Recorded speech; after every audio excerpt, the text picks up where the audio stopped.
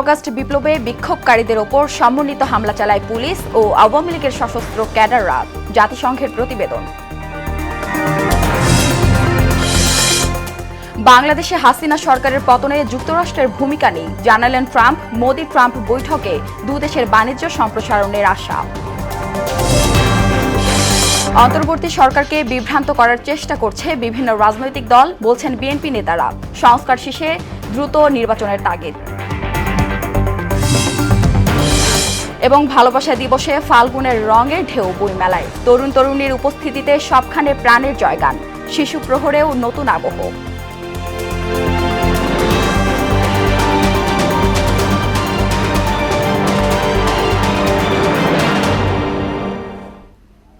আসসালামু আলাইকুম, সবাইকে মোহনা সংবাদে স্বাগত। শুনছিলেন শিরোনাম, সঙ্গে আছি সুরাইয়া শুভ্রা। এবার বিস্তারিত। পুলিশ আর আওয়ামী লীগের সশস্ত্র সমর্থকেরা মিলে জুলাই আগস্টে ছাত্র জনতার আন্দোলনে বিক্ষোভকারীদের ওপর হামলা চালিয়েছিল। যুবলীগ ছাত্রলীগের ক্যাডাররাও অংশ নেয় গণহত্যায়। জাতিসংঘের প্রতিবেদনে বেরিয়ে এসেছে এমন চাঞ্চল্যকর সব তথ্য। বিক্ষোভকারীদের দমনে পূর্ব পরিকল্পিতভাবেই এসব ঘটনা ঘটানো হয়েছে বলেও দাবি করা হয়েছে প্রতিবেদনে। বিস্তারিত জানাচ্ছেন মোহাম্মদ ওয়ালিউল্লাহ। সীমাহীন অনিয়ম, দুর্নীতি আর দুঃশাসনের বিরুদ্ধে ফুঁসে ওঠে বৈষম্য বিরোধী ছাত্র জনতা। জুলাই আগস্টের নজিরবিহীন গণ অভ্যুত্থানের মুখে পতন হয় টানা ১৬ বছর ক্ষমতা আঁকড়ে থাকা স্বৈরাচারী শেখ হাসিনার সরকার। ৫ আগস্ট ভারতে পালিয়ে যেতে বাধ্য হন তিনি। পালিয়ে যাওয়ার আগে ক্ষমতায় থাকতে সর্বোচ্চ চেষ্টা করেছিলেন শেখ হাসিনা। ছাত্র জনতাকে প্রতিহত করতে রাজপথে পুলিশের পাশাপাশি নামানো হয় আওয়ামী লীগের সশস্ত্র ক্যাডারদের। বিক্ষোভকারীদের উপর হামলা চালায় পুলিশ। আওয়ামী লীগ, যুবলীগ, ছাত্রলীগের ক্যাডাররাও অংশ নেয় নির্বিচার গণহত্যায়। চাঞ্চল্যকর এসব তথ্য বেরিয়ে এসেছে জাতিসংঘের মানবাধিকার বিষয়ক হাইকমিশনারের দপ্তরের তথ্য অনুসন্ধানী প্রতিবেদনে। উঠে এসেছে কবে, কখন, কোথায় পুলিশের পাশাপাশি দলীয় ক্যাডারদের মাঠে নামানো হয়। প্রতিবেদনে বলা হয়, বিক্ষোভ যতই এগিয়েছে রাষ্ট্রীয় নিরাপত্তা বাহিনী তত বেশি করে আওয়ামী লীগের সশস্ত্র সমর্থকরা বিক্ষোভ দমনে ঝাঁপিয়ে পড়ে। প্রতিবেদনে আরও বলা হয়, অনেক অভিযানে আওয়ামী লীগের সশস্ত্র সমর্থকেরা পুলিশের সঙ্গে সারিবদ্ধভাবে দাঁড়িয়েছিলেন কিংবা পুলিশের সারির পেছনে অবস্থান নিয়েছিলেন। অনেকের হাতে ছিল লাঠি, সোঁটা, ইটপাটকেল ও আগ্নেয়াস্ত্র। আপাতদৃষ্টে পূর্ব পরিকল্পিতভাবে এসব করা হয়েছে। বাংলাদেশ পুলিশের পক্ষ থেকে ও HCHR-কে ৯৫ জন পুলিশ সদস্য, আওয়ামী লীগ বা আওয়ামী লীগের অনুমোদিত সংগঠনের সদস্যের নাম এবং কার্যক্রম সম্পর্কে তথ্য সরবরাহ করা হয়েছে। তাদের মধ্যে ১০ জন তখন সংসদ সদস্য ছিলেন। তালিকায় আওয়ামী লীগের স্থানীয় নেতা ১৪ জন, এছাড়া যুবলীগের ১৬ নেতা, ছাত্রলীগের ১৬ নেতা এবং পুলিশের ৭ সদস্যের নাম রয়েছে। মোহাম্মদ ওয়ালিউল্লাহ, মোহনা সংবাদ। ক্ষমতাচ্যুত শেখ হাসিনার বিচার করতে না পারলে দেশের মানুষ ক্ষমা করবে না বলে মন্তব্য করেছেন বাংলাদেশের অন্তর্বর্তী সরকারের প্রধান উপদেষ্টা অধ্যাপক মোহাম্মদ ইউনূস। এ সময় আওয়ামী লীগ সরকারের গুরুত্বপূর্ণ ব্যক্তিদের বিচারের আওতায় আনা হবে। ওয়ার্ল্ড গভর্নমেন্ট সামিটে অংশগ্রহণের জন্য দুবাই সফরে থাকা প্রধান উপদেষ্টা বৃহস্পতিবার সংযুক্ত আরব আমিরাত ভিত্তিক সংবাদ মাধ্যম দ্য ন্যাশনালকে দেওয়া এক সাক্ষাৎকারে এসব কথা বলেন। প্রধান উপদেষ্টা বলেন, সাবেক প্রধানমন্ত্রী ও তার জ্যেষ্ঠ কর্মকর্তাদের খুঁজে বের করে দেশে ফিরিয়ে আনা হবে, তাদের আইনের মুখোমুখি করা হবে। এবার মোদি ট্রাম্প বৈঠক প্রসঙ্গ। যুক্তরাষ্ট্রে সফররত ভারতীয় প্রধানমন্ত্রী নরেন্দ্র মোদির সঙ্গে বৈঠক করেছেন মার্কিন প্রেসিডেন্ট ডোনাল্ড ট্রাম্প। বৈঠকে দুই দেশের মধ্যে পারস্পরিক সমঝোতার ভিত্তিতে লাভজনক বাণিজ্য চুক্তি সম্পর্কে আলোচনা হয়েছে। এদিকে বাংলাদেশ আওয়ামী লীগ সরকারের পতনে যুক্তরাষ্ট্রের কোনো ভূমিকা নেই বলে সাফ জানিয়েছেন ট্রাম্প। কাজী শাহমিনের ডেস্ক রিপোর্ট। ভারতীয় প্রধানমন্ত্রী নরেন্দ্র মোদির সঙ্গে বৈঠক করেছেন মার্কিন প্রেসিডেন্ট ডোনাল্ড ট্রাম্প। স্থানীয় সময় বৃহস্পতিবার যুক্তরাষ্ট্রের হোয়াইট হাউসের ওভাল অফিসে সাক্ষাৎ করেন এ দুই নেতা। এরপর যৌথ সংবাদ সম্মেলনে দুই দেশের বাণিজ্য সম্পর্ক আরও মজবুত করার আশাবাদ ব্যক্ত করেন মোদি।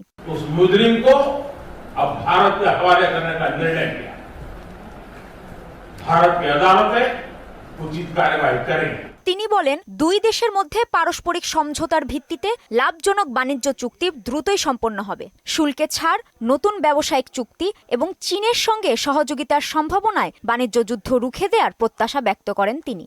हम सहमत हैं कि सीमा पार आतंकवाद के उन्मूलन के लिए ठोस कार्रवाई आवश्यक है। এ সময় ভারত যুক্তরাষ্ট্রের কাছ থেকে প্রচুর তেল ও গ্যাস কিনতে যাচ্ছে বলে জানান ট্রাম্প। দুদেশের মধ্যে চমৎকার বাণিজ্য চুক্তি হবে বলেও জানান তিনি। India by many billions of dollars. We're also paving the way to ultimately provide India with the F-35 stealth fighters. এদিকে বৈঠকের আগে এক সংক্ষিপ্ত ব্রিফিং করেন ট্রাম্প। এতে বাংলাদেশ প্রসঙ্গে বলেন, বাংলাদেশের সরকার পরিবর্তনে যুক্তরাষ্ট্রের কোনো ভূমিকা নেই। বিষয়টি তিনি ভারতীয় প্রধানমন্ত্রীর ওপরেই ছেড়ে দিতে চান বলেও জানান Trump. Well, there was no role for our deep state. This is something that the Prime Minister has been working on for a long time and has been worked on for hundreds of years, frankly. I've been reading about it. But I will leave Bangladesh to the Prime Minister. কাজী শাহরিন, মোহনা সংবাদ। We have more oil and জাতীয় নির্বাচনের আগে কেন স্থানীয় নির্বাচন হবে এমন প্রশ্ন তুলে দলের সিনিয়র যুগ্ম মহাসচিব রুহুল কবির রিজভী বলেন, বিরাজনীতিকরণের কারণে গণতন্ত্র আজ ভঙ্গুর হয়ে গেছে। এদিকে বিভিন্ন রাজনৈতিক দল অন্তর্বর্তী সরকারকে বিভ্রান্ত করার চেষ্টা করছে বলে মন্তব্য করেছেন বিএনপির স্থায়ী কমিটির সদস্য মির্জা আব্বাস। রাজধানীর নয়াপল্টনে আলাদা অনুষ্ঠানে তারা এসব কথা বলেন।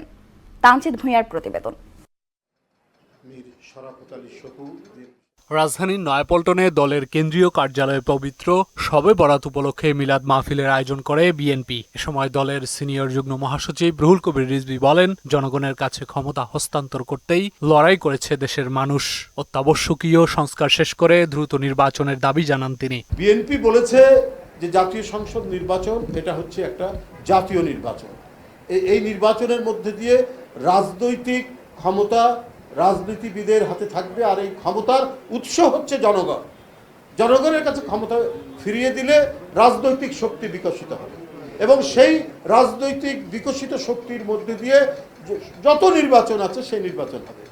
এটাও তো একটা ডিপলিটিসাইজেশন, এটাও তো বিরাজনীতিকরণ। এদিকে ঢাকা মহানগর দক্ষিণ বিএনপির সদস্য নবায়ন কার্যক্রমে দলের স্থায়ী কমিটির সদস্য মির্জা আব্বাস বলেন, ডেভিল ব্যবসায়ীদের সঙ্গে হাত মিলিয়েছে বিশেষ একটি রাজনৈতিক দল, দেশের স্বাধীনতা ও সার্বভৌমত্বকে ধ্বংস করার চেষ্টা করছে বলেও মন্তব্য করেন তিনি। যাদের উস্কানিতে আমার হাজার হাজার মা বোনের বুক খালি হয়েছে, ওই উস্কানি তারা ধরছে না, কারণ ওদের সবার সঙ্গে হাত মিলিয়ে ফেলেছেন বিশেষ একটি রাজনৈতিক দল, যারা বারবার আমাদেরকে দোষারোপ করে। এখন থেকে আমাদের কাজ হবে ওই ধরনের ভণ্ড রাজনৈতিক দলগুলোকে, যারা একটা লেবাস পরে অন্য দলকে দোষারোপ করার চেষ্টা করে, তাদেরকে জনগণের সামনে উন্মোচন করে দেওয়া। পতিত সরকার দেশের প্রশাসন সহ সবকিছু ধ্বংস করে দিয়েছে। আওয়ামী লীগের প্রেতাত্মারা এখনো সচিবালয়ে বসে রয়েছে বলেও দাবি তার। ওই রকিব তাবিদ এবং হুদার মতো নির্বাচন না, আমাদের বর্তমান প্রধান নির্বাচন কমিশনের অধীনে মৃত ব্যক্তির ভোট, দিনের ভোট রাতে নয়, এমন একটি ভোট দিয়ে বাংলাদেশের জনপ্রতিনিধির ক্ষমতা হস্তান্তর করুন, দেখবেন দ্রব্য মূল্যের ঊর্ধ্বগতি বন্ধ হয়ে যাবে। তানজিদ ভুঁইয়া, মোহনা সংবাদ, ঢাকা। গাজীপুরের টঙ্গীর তুরাগ নদের তীরে বিশ্ব ইজতেমা ময়দানে অনুষ্ঠিত হলো দেশের বৃহত্তম জুমার নামাজ। শুক্রবার দুপুর 1টায় শুরু হয় খুতবা। এরপর নামাজ 1:50 শুরু হয়ে 1:55 শেষ হয়। জুমার নামাজে ইমামতি করেন মাওলানা সাদ কান্ধলভির বড় ছেলে মাওলানা ইউসুফ বিন সাদ। তারিকুল জুয়েলের প্রতিবেদন, জানাচ্ছেন শারমিন স্বর্ণা।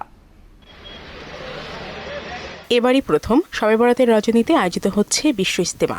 একদিন আগেই বৃহস্পতিবার জোহরের নামাজের পর মাওলানা মোশাররফ হোসেনের স্বাগতিক বয়ানের মধ্য দিয়ে আনুষ্ঠানিকতা শুরু হলেও আসরের নামাজের পর পাকিস্তানের মাওলানা শায়েখ হারুন কোরাইশির আমবয়ানের মধ্য দিয়ে শুরু হয় দ্বিতীয় পর্বের বিশ্ব ইজতেমা। ইজতেমায় অংশ নিতে দেশ বিদেশি লাখো মুসল্লি জড়ো হয়েছেন তুরাগ তীরে। এ পর্বে অংশ নিচ্ছেন তাবলিগ জামাতের বিশ্ব আমির মাওলানা মোহাম্মদ সাদ কান্দলভির অনুসারীরা। সমস্ত জিন এবং ইনসান, এই দুই জাতির সুখ শান্তি সফলতা কামিয়ে ইজ্জত একমাত্র আল্লাহ তাআলা রাখছেন দিনের মধ্যে। আর দিন কি? দিন হচ্ছে আল্লাহ পাকের হুকুম, মোহাম্মদ সাল্লাল্লাহু আলাইহি সাল্লামের তরিকা পরিপূর্ণ ইখলাসের সাথে মানা। अल्लाह के हुक्मों को अल्लाह के नबी के तरीके पूरा करना, इसी को अपनी जिंदगी में लाने के लिए ये दावत तबलीग का काम है। পবিত্র শবে বরাতের এই রজনীতে ইস্তেমার দ্বিতীয় ধাপ সূচনা হয় মুসল্লিদের মাঝে কাজ করছে আবেগ। আমার কাছে খুবই আনন্দ লাগতেছে শবে বরাতের দিনে অথবা আবার জুমার দিনে বিশ্ব ইস্তেমা চলছে আর কি, তৃতীয় পর্বের আবার এই ইস্তেমাকে আল্লাহ তাআলা উসিলা করে পুরো দুনিয়াতে দিন জিন্দা করুক, এটাই মূল মাকসাদ। এবারে ইস্তেমা 5 স্তরের নিরাপত্তা ব্যবস্থা থাকবে বলে জানিয়েছেন জিএমপি কমিশনার। আমি তাবলিগ জামাতের মুরব্বী ভাইদেরকে অনুরোধ রাখবো, আপনারা আপনাদের লোকদেরকে চিনেন।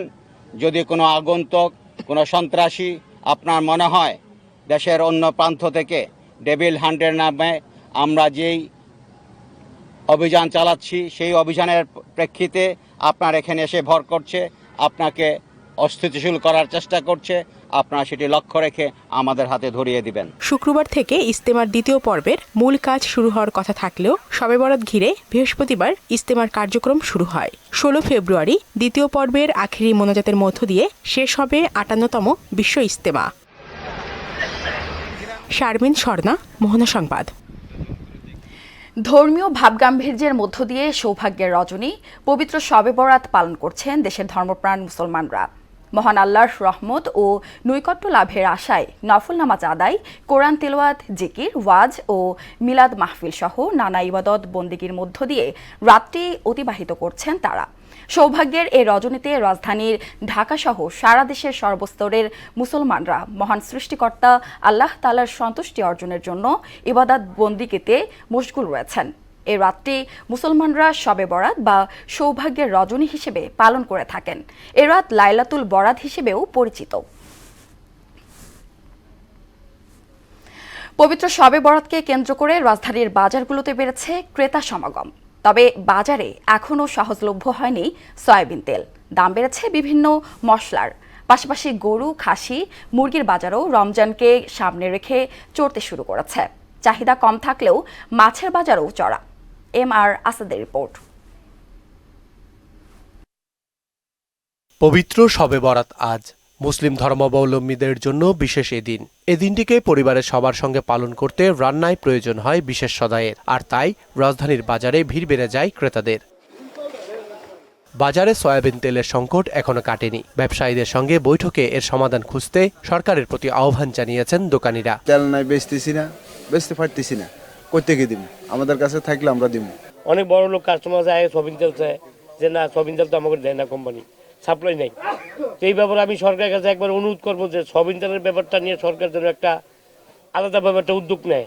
বেড়েছে সব রকম মশলার দাম। ছোলা আর বিভিন্ন পদের ডালের দাম আপাতত কমলেও সরবরাহ ঘাটতি থাকলে আবারও বাড়তে পারে। মশলা আইটেম এলাচির দাম একবার অন্য ঊর্ধ্বগতির দিকে, যেখানে মনে করেন সর্বনিম্ন যদি আপনার ছোট মানে এলাচ হয় তাও আপনার মনে করেন 47-48 টাকার নিচে না। 1 কেজি এলাচ 5200 টাকা, 5000 টাকা। এটা মানে আমার মধ্যবিত্ত পরিবার কোন কিংবা নিম্নবিত্ত পরিবার এর জন্য অসম্ভব। ভিড় দেখা যায় মাংসের দোকানে। ব্রয়লার আর খাসির মাংসের দাম কিছুটা বাড়লেও বেশি বেড়েছে গরুর মাংসের দাম। ডিমের দাম স্থিতিশীল।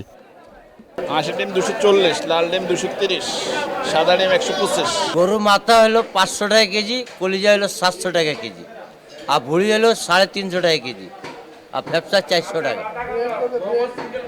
মগজ 400 টাকা পিস।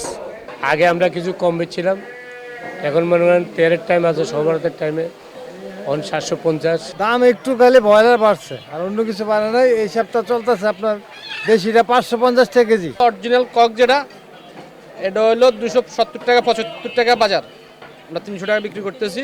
আর সোনালী মান্দি একটা হাইব্রিড আছে, এটা হলো 255 টাকা কিনা, 280 টাকা বেচতেছে। চাহিদা কম থাকলেও কমেনি মাছের দর। তবে রমজান মাসকে কেন্দ্র করে সামনের সপ্তাহ থেকে কেনা বেচা বাড়বে, এমনটাই আশা ব্যবসায়ীদের।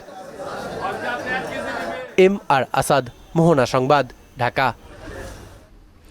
ভোরের লাল সূর্য আকাশ আলোকিত করে জানান দিল বসন্ত এসে গেছে। আর এই কারণে শুক্রবার সকাল থেকেই চারুকলার বকুলতলায় বসন্ত উৎসবে শুরু হয় শিল্পীদের মনোমুগ্ধকর পরিবেশনা। শিল্পীদের সুরেলা কণ্ঠে ছড়িয়ে পড়ে প্রকৃতির আকাশ বাতাস। বসন্ত বরণের খবর জানাচ্ছেন সুরাইয়া মুন্ডে। ফুল ফুটুক আর না ফুটুক, আজ বসন্ত, পহেলা ফাল্গুন। বিপুল ঐশ্বর্যধারী ঋতুরাজ বসন্তের প্রথম দিন। দিনটি বরণ করতে রাজধানীর চারুকলার বকুলতলায় উৎসব আয়োজন করে বসন্ত উৎসব উদযাপন পরিষদ।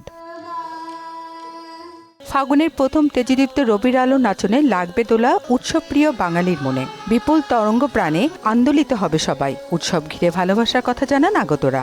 সবাই একত্রিত হতে পেরেছি, সবকিছু মিলে ভালোই লাগছে, খারাপ লাগছে না। পহেলা ফাগুনের উৎসবের মতো হয়ে আমরা সবাই হলুদ পরে আসছি। এই বসন্ত আমাদেরকে মনের মধ্যে একটা সৌন্দর্যের চেতনাবোধের জায়গায় বসন্তের এই পবনকে মনে প্রাণে উদযাপন করছি। শত ব্যস্ততা উপেক্ষা করে ভালোবাসার পাল তোলার নায়ে ভাসছে সবাই। সারা বিশ্বের তারুণ্যের অনাবিল আনন্দ আর বিশুদ্ধ উচ্ছ্বাসে হাওয়া বয়ে যাবে দেশময়। বসন্ত এবং ভালোবাসার দিন একই দিন হওয়ায় পরস্পরকে আবাহন জানান নবীন প্রবীণরা।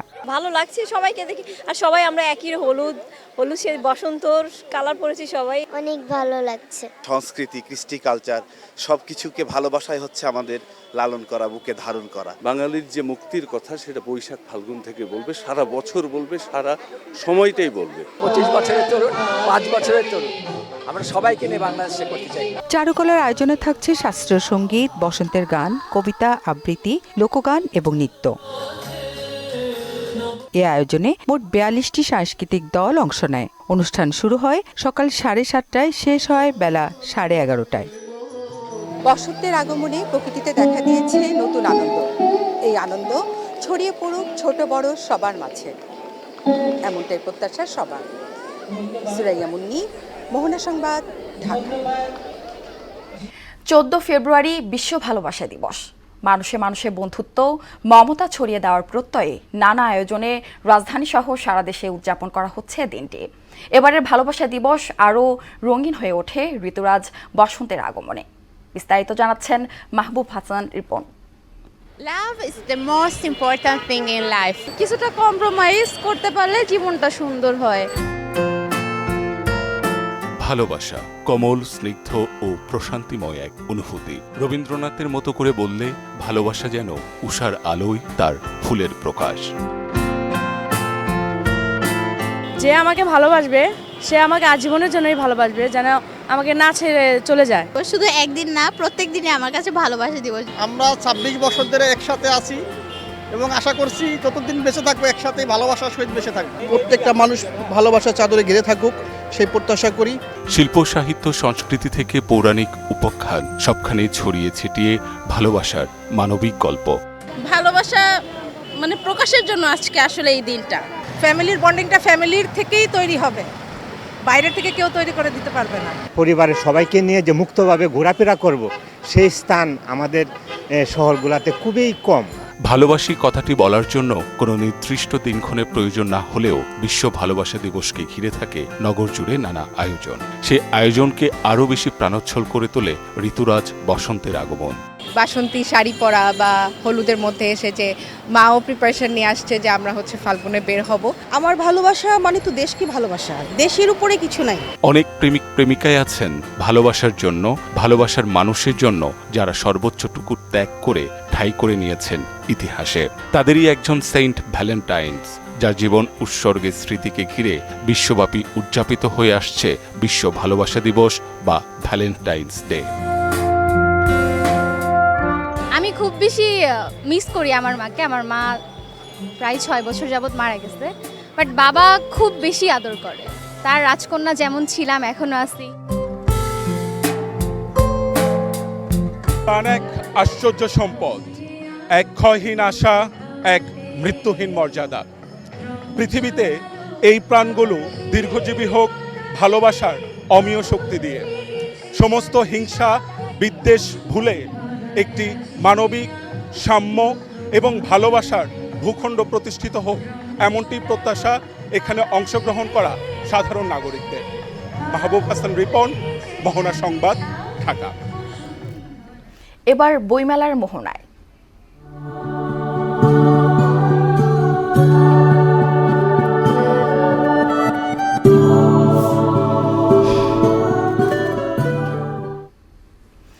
বিশ্ব ভালোবাসা দিবস ও ফাল্গুনের প্রথম দিনে জমে উঠেছে বইমেলা। বসন্তের রং ও প্রেমের আবহে উৎসব মুখর হয়ে ওঠে মেলা প্রাঙ্গণ। মেলায় বইপ্রেমী তরুণ তরুণীদের উপস্থিতি ছিল চোখে পড়ার মতো।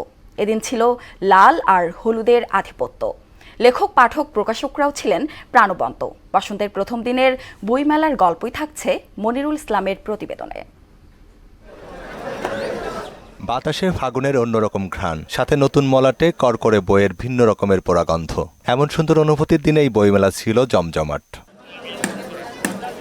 বিকেল হতেই বইমেলার প্রবেশ গেটে বইপ্রেমীদের উপচে পড়া ভিড়। মেলার ভেতর স্টলগুলোতেও সরব উপস্থিতি ছিল পাঠকদের। অনেকেই বই কেনার পর কথা বলছেন লেখকদের সঙ্গে, কেউ বা আবার ছবি তোলার পাশাপাশি নিচ্ছেন অটোগ্রাফ। অনেকে আবার একটি স্টলে পছন্দের লেখকের বই খুঁজে না পেলে চলে যাচ্ছেন অন্য স্টলে। যেহেতু সবকিছু একদিনে, এজন্য তো খুবই ভালো লাগছে। আর বইমেলা তো আসলে একটা ভালো লাগার বিষয়। দিনটি বিশেষ হওয়ায় বিক্রি অন্যান্য দিনের তুলনায় বেশি। বসন্ত বরণের দিন অনেক ভিড় থাকে, তবে এই ভিড়ের দৃশ্যও ভালো লাগার বলে জানালেন দর্শনার্থীরা। ভালোবাসা দিবস, আমি তো ভুলেই গেছিলাম, তখন বয়স এমন হয়েছে ওটা পুরোই গেছে, ওই স্টকে আর নাই। সব মিলিয়ে এত পরিমাণের আনন্দ যে বাচ্চাদেরকে নিয়ে এসেছি, সেও খুব উপভোগ করছে। ছুটির দিন হওয়ায় লেখকের উপস্থিতিও ছিল চোখে পড়ার মতো। শোনালেন নিজেদের বইয়ের পেছনের গল্প। প্রত্যেক মানুষের ভিতরেই কিছু না কিছু অব্যক্ত কথা থেকে যায়, যেগুলো কেউ হয়তো কথার মাধ্যমে, কেউ লেখার মাধ্যমে, কেউ তুলির আঁচড়ে সেগুলো প্রকাশ করে। আবরারের মায়ের মুখ থেকে নেওয়া বক্তব্য, ছোটবেলা থেকে ও কিভাবে বেড়ে উঠছে এবং কোন মন মানসিকতার ছেলে ছিল, আদেও সে কোনো ছাত্র শিবিরের কেউ ছিল কিনা, সেটা এখানে স্পষ্টভাবে তুলে ধরা হয়েছে। এবারে বসন্ত বরণে রেকর্ড সংখ্যক নতুন বই প্রকাশ হয়েছে। এদিন প্রকাশিত বইয়ের সংখ্যা 250। মৃদুল প্রকাশনীর প্রকাশক জানালেন, সবচেয়ে বেশি সাড়া পাওয়া যাচ্ছে জুলাই গণঅভ্যুত্থান সংশ্লিষ্ট বইয়ের। এবারের ফাগুনটা ঠিক প্রকাশকদের এই মেলার সৌন্দর্য বৃদ্ধি করেছে, আমাদের আকাঙ্ক্ষাকে অত্যন্ত উদ্বেলিত করেছে। বলা যায় ভালোই ইয়ে পড়ছে। এখন তো চাইনিজ সম্পর্কে সবাই অনেক আগ্রহ নিয়ে জানতে চায়। তবে এর আগে সকালে সিসিমপুরহীন শিশু প্রহরও ছিল জমজমাট। তারাও মেতে ওঠে বসন্ত বরণে উৎসবে। ঘুরছি, বই কিনলাম, অনেক মজা হচ্ছে। অনেকগুলো স্টলই দেখলাম। আমি এখানে সিসিমপুর খুঁজতেছিলাম, কিন্তু আনফরচুনেটলি আজকে পেলাম না আমি সিসিমপুরটা। আমি এতদিন পর এসেও সিসিমপুর দেখতে পারলাম না। একে তো পহেলা ফাল্গুন, তারপর ভালোবাসা দিবস, এ যেন আনন্দের অনন্য এক মাত্রা। তারই রেশ, তারই রং লেগেছে আজকের বইমেলায়। মনিরুল ইসলাম, মোহনার সংবাদ, ঢাকা। পতিত স্বৈরাচার দেশের জনগণকে নাগরিক অধিকার দেয়নি বলে মন্তব্য করেছেন বিএনপির জ্যেষ্ঠ যুগ্ম মহাসচিব রুহুল কবির রিজভী। শুক্রবার সন্ধ্যায় বিএনপির কেন্দ্রীয় ক্রীড়া বিষয়ক সম্পাদক ও ঢাকা মহানগর উত্তর বিএনপির আহ্বায়ক আমিনুল হকের আত্মজীবনীমূলক বই একজন আমিনুল হক এর মোড়ক উন্মোচনে এসে তিনি এ মন্তব্য করেন। এ সময় বিএনপি চেয়ারপারসন বেগম খালেদা জিয়া ও দলের ভারপ্রাপ্ত চেয়ারপারসন তারেক রহমানের নেতৃত্বে দেশের স্বৈরাচার নিপাত হয়েছে বলেও জানান তিনি। চলন্তিকা প্রকাশনের সৌজন্য দেশের কিংবদন্তি ফুটবলার আমিনুল হকের ফুটবলার থেকে রাজনীতিবিদ হয়ে ওঠার গল্প নিয়ে বইটি সম্পাদনা করেছেন রাশেদ রানা। চলন্তিকার যে প্রকাশক রাশেদ রানা ভাই, যে আপনি যে উদ্যোগ নিয়ে আমার নামে যে একটি বই লিখেছেন, আমি এখন পর্যন্ত বিশ্বাস করি না যে আমি এটার যোগ্যতা আমার আছে কিনা। আমি বিশ্বাস করি যে আমি একজন এদেশের মানুষ হিসেবে, একজন নাগরিক হিসেবে আমি আমার জায়গা থেকে এদেশের মানুষের জন্য যদি কিছু করতে পারি, সেটাই হচ্ছে আমার সবচেয়ে বেশি স্বপ্ন, সেটাই হচ্ছে আমার প্রত্যাশা। এক পতিত পালিয়ে যাওয়া স্বৈরাচার কি নিষ্ঠুরভাবে 15 বছর এদেশে জগদ্দল পাথরের মতো ছিল। সে না জানতো মানুষের নাগরিক স্বাধীনতা, না জানতো মানুষের কণ্ঠের যে একটা স্বাধীনতা, যেটা মানুষের মৌলিক এবং জন্মগত অধিকার, সেটিকে সে দিতে চায়নি।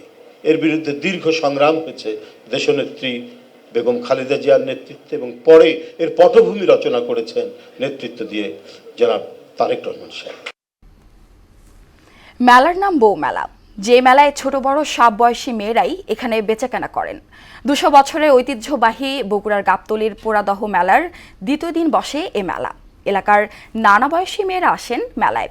নারীদের প্রসাধনের পাশাপাশি শিশুদের খেলনা স্থান পায় এতে। আতিক রহমানের প্রতিবেদন, জানাচ্ছেন শারমিন স্বর্ণা।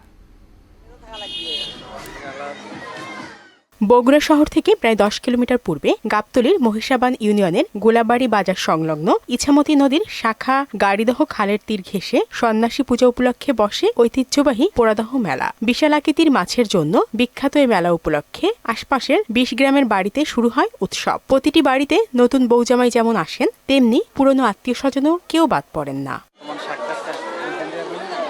সেসব আত্মীয় স্বজনদের মধ্যে শুধু পুরুষরাই পোড়াদহ মেলায় যাওয়ার সুযোগ পান। মেলায় নারীরা প্রবেশ করতে পারেন না। এজন্য নারীদের নিয়ে এই মেলার আয়োজন করা হয় 20 বছর আগে। মেলার বেচা কেনা খুব ভালো, আর খাজনারও কোনো ঝামেলা নাই, মেলার পরিবেশও ভালো, কোনো ছেলে মানুষ ঢুকতে পারে না। এই মেলা আপনি আজ থেকে প্রায় 25-30 বছর ধরে আমরা করি। এই মেলা শুধু মেয়েরাই আসে। এখানে আমরা কসমেটিক কিনি, এখানে কোনো পুরুষ মানুষ ঢুকতে পারে না, এটা মহিলাদের মেলা। এরপর থেকেই পোড়াদহ মেলার পরদিন এই মেলা বসছে। নারীদের জন্য আয়োজন করা মেলাটি এখন পরিচিতি পেয়েছে বউ মেলা হিসেবে। বউ জি মেয়ে সাল পাল যারা আসে সবাই এখানে কেনাকাটা করতে আসে, যে যার মতন করে নিজের মতন করে কেনাকাটা করে। ঘুরলাম, দেখলাম, অনেক কিছু কেনাকাটা করলাম। নারীদের প্রসাধনীর পাশাপাশি শিশুদের খেলনা বিক্রি ভালো বলে জানান আয়োজক কমিটি। প্রতি বছরই পোড়াদহ মেলার পরের দিন এই বউ মেলাটা আয়োজন করে এবং এই মেলাতে শুধু পুরুষ মানুষ ঢুকতে পারে না, শুধু মহিলা মানুষেরা ঢুকতে পারে। প্রসাধনী সামগ্রী মেলায় প্রধান উপজীব্য হলেও তার সঙ্গে স্থান পায় ছোটদের খেলনা সামগ্রী আর গৃহস্থালির প্রয়োজনীয় সামগ্রী। শারমিন স্বর্ণা, মোহনা সংবাদ। আবারও দেশের বাইরের খবর। ইসরায়েলের নৃশংসতায় গাজা পরিণত হয়েছে ভুতুড়ে জনপদে। যেদিকে চোখ যায় কেবলই পরিত্যক্ত ধ্বংসস্তূপে। ঘরবাড়ি, রাস্তাঘাট, হাসপাতাল থেকে শুরু করে পয়ঃনিষ্কাশন ব্যবস্থা কিছুই অবশেষ নেই। ইসরায়েলি হামলায় শিক্ষা খাতেরও ব্যাপক ক্ষয়ক্ষতি হয়েছে। বিশেষজ্ঞরা বলছেন গাজা পুনর্নির্মাণে $4,000 কোটি খরচ হতে পারে। বিস্তারিত কাজী শাহরিনের প্রতিবেদনে। এটি একটি বিশাল ধ্বংসস্তূপ। যেই এখানে দাঁড়িয়ে চারপাশে তাকাবে সে বলবে এটি একটি ভূমিকম্পের মতো, একটি বিধ্বংসী ভূমিকম্প। টানা 15 মাসের ইসরায়েলি ধ্বংসযজ্ঞে ফিলিস্তিনের গাজা পরিণত হয়েছে মৃত্যুপুরীতে। বাড়িঘর, হাসপাতাল কিংবা স্কুল কলেজ কোনো কিছুরই অবশিষ্ট নেই। একতরফা হামলায় উপত্যকার অবকাঠামোগত যে ক্ষতি হয়েছে তা এক কথায় অকল্পনীয়। সংঘাতের অবকাঠামোগত ক্ষয়ক্ষতির অনুমান করা যায় জাবালিয়ার একটি মহল্লার 2 সময়ের ছবি দেখলে। একটি সংঘর্ষের আগে এবং আরেকটি পরের ছবি। জাতিসংঘের স্যাটেলাইট সেন্টারের পরিসংখ্যান বলছে ডিসেম্বরের শুরুতে গাজার 69% ভবন ও স্থাপনা পুরোপুরি এবং রাস্তাঘাটের 68% ক্ষতিগ্রস্ত বা ধ্বংস হয়েছে। 50% হাসপাতাল এখন বন্ধ, বাকিগুলোতে চলছে আংশিক সেবা। যেগুলোর কার্যক্রম চলমান তাতেও নেই কোনো ভালো মানের যন্ত্রপাতি। জাতিসংঘের হিসাব অনুযায়ী গাজায় ইসরায়েলি হামলায় 1000-এরও বেশি স্বাস্থ্যকর্মী নিহত হয়েছেন, ফলে দক্ষ কর্মীরও সংকট দেখা দিয়েছে। ইসরায়েলি তাণ্ডবে অঙ্গ হারিয়েছেন হাজার হাজার মানুষ। সুচিকিৎসার অভাবে তারা রয়েছেন মৃত্যু ঝুঁকিতে। আমরা এই হাসপাতালে ভালো মানের চিকিৎসা দিতে পারছি না। এখানে দীর্ঘ সময় ধরে ওষুধের অভাবও রয়েছে। বিদ্যুতের জন্য ব্যবহৃত জ্বালানিও ফুরিয়ে গেছে, তাই আমাদের ফোনের ফ্ল্যাশলাইট ব্যবহার করে অন্ধকারে কাজ করতে হয়। এমন পরিস্থিতিতে অস্ত্রোপচার করা অনেক কষ্টের। 100 বছরের আগ্রাসনে গাজার শিক্ষা খাতেরও ব্যাপক ক্ষতি হয়েছে। জুলাই মাসের মাঝামাঝি থেকে হামাস যোদ্ধাদের লক্ষ্য করে 49টি স্কুল ভবনে হামলা চালিয়েছে ইসরায়েল। এতে যে ক্ষতি হয়েছে তাতে শিক্ষা ব্যবস্থা কবে নাগাদ স্বাভাবিক হবে তারও ঠিক ঠিকানা নেই। এসবের বাইরে উপত্যকার গ্যাস, পানি, বিদ্যুৎ এবং স্যানিটেশন ব্যবস্থারও ধ্বংস হয়ে গেছে। বিভিন্ন উপাত্ত বলছে গাজার অবকাঠামো পুনর্নির্মাণই হবে সামনের বছরগুলোর অন্যতম চ্যালেঞ্জ। জাতিসংঘের ধারণা অনুযায়ী গাজা পুনর্গঠনে কম করে হলেও 40 থেকে 50 বিলিয়ন বা $4,000 কোটি খরচ হতে পারে। কাজী শাহরিন, মোহনা সংবাদ। শেষ করব মোহনা সংবাদ যাবার আগে শিরোনামগুলো আরও একবার।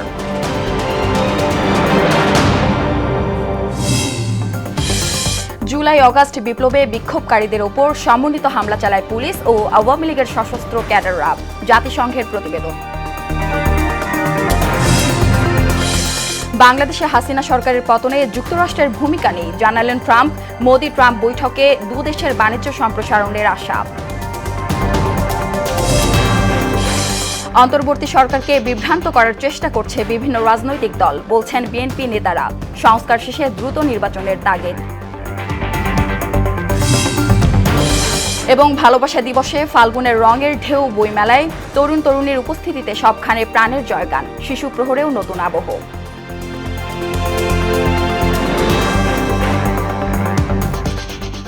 এ ছিল মোহনা সংবাদে। মোহনার সবশেষ খবর জানতে ভিজিট করুন www.mohana.tv। সংবাদ দেখতে পারেন ফেসবুক, ইউটিউবেও। এতক্ষণ সঙ্গে থাকার জন্য ধন্যবাদ।